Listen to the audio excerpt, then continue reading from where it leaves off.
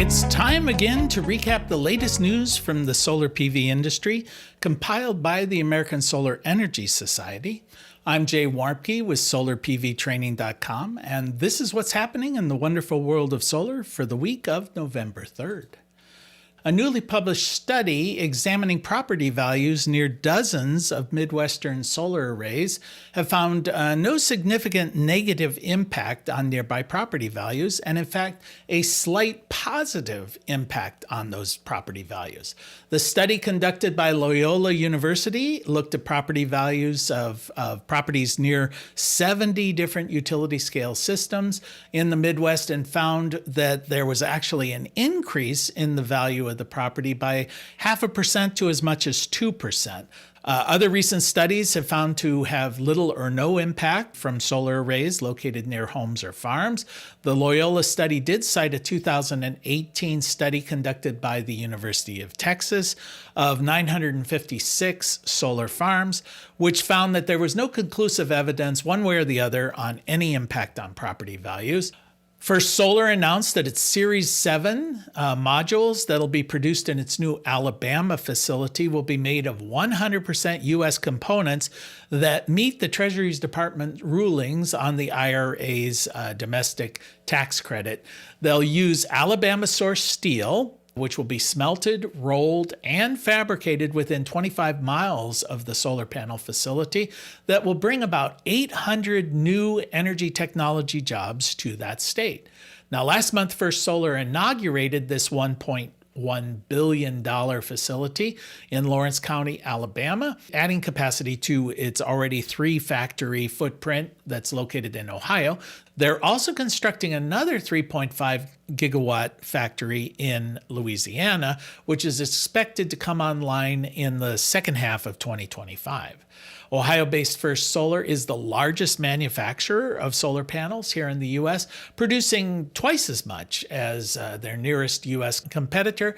They primarily focus on cadmium telluride thin film panels that are used by commercial and utility scale systems.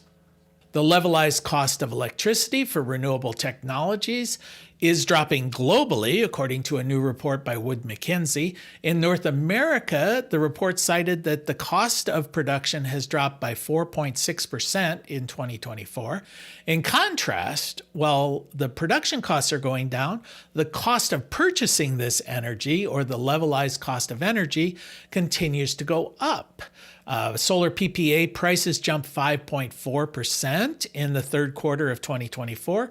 That's up 10.4% year over year, according to Level 10 Energy.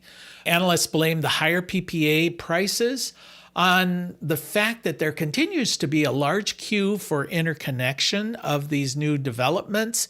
So the developers who are lucky enough to get their projects approved and constructed are in a much better negotiating position with those who wish to buy the power.